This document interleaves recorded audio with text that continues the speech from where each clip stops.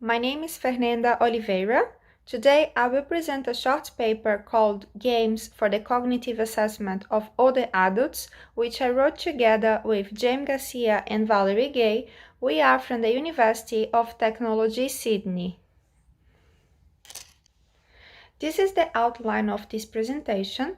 I will begin with an explanation of the context of this project, then I will comment on the issues that are being addressed, the solution that we are proposing, the relevant innovation in the solution, the outcomes of this project, and finally I will complete this presentation with the conclusion, perspectives, and needs.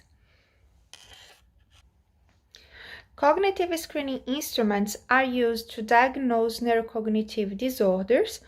Over the past 45 years, cognitive screening instruments have been developed and extensively researched. Initially, these tests were pencil and paper based. With increasing advances in technology, tests also evolved to electronic versions. Many advantages are associated with the use of digital tests, including reduced time and costs related to staffing, higher reliability and clinical efficiency by adopting automatic scoring, the possibility of remote administration, the suitability for frequently repeated assessment, and more recently, serious games have been investigated as a promising approach to improve cognitive screening. Games share the same advantages of electronic versions of tests and also can encourage and persuade older adults to undertake an assessment by offering a gameful experience. Previous researches included both well-known and bespoke games. However, there are challenges with both approaches. On the one hand, commercial or well-known games that have not been designed for such purpose do not address cognitive screening instruments requirements. In addition, they do not necessarily take into consideration the age-related changes of older adults.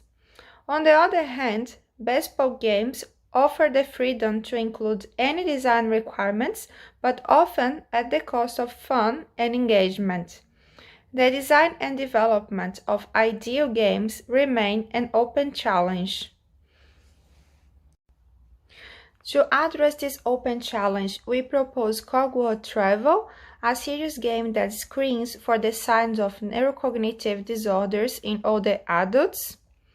Cogworld Travel is engaging and appealing to older adults.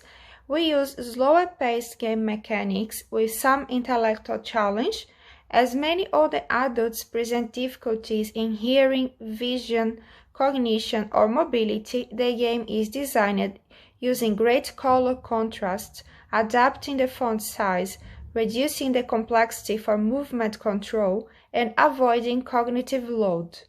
The game also satisfies the requirements for an effective cognitive screening instrument and includes samples of complex attention, executive function, learning and memory, language, and perceptual motor.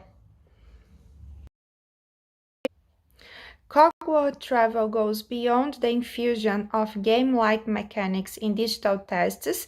It is a full-blown game with a story progression that includes traveling within 46 countries on 6 continents. The game has Linda as the main character, who just retired after so many years dedicated to her successful career. Now she feels that's a good time to look after herself, and she is planning to travel around the world. Linda invites the player to come along in this adventure. The game includes 8 game mechanics to measure cognitive performance. Local culture is inspired by the Warrington recognition memory tests and assesses discrimination between old and new items that are related to the culture of the visited country. International cuisine is based on verbal learning list tests where the player learns ingredients of a typical recipe to be recalled later in family call. Language lesson tests language abilities in a contextualized word generation activity. Both family call and language lesson is inspired in the Montreal Cognitive Assessment. Tourist attractions is inspired by the Corsi blocks tests. It involves memorizing the order in which places are shown on a map. Native fauna is inspired by the Whack-A-Mole arcade game and the Wisconsin card sorting test. While the player takes photos of wild animals as they pop up in the scenario, reaction time is recorded. Packing time involves visual spatial problem solving and motor coordination skills as the player organizes tetromino-shaped cloth in a suitcase. Luggage tracking is designed to boost points and unlock other destinations, while selective visual attention is tested, which refers to the ability to select information among other visual inputs. This article presents an original game that can collect important information about the cognitive performance of all the adults while offering them a fun activity. Game mechanics are adapted from validated and well-researched neuropsychological tests and immersed in an engaging trip around the world. The continuation of this research includes experimental studies to evaluate the validity of cogword travel as a cognitive screening instrument.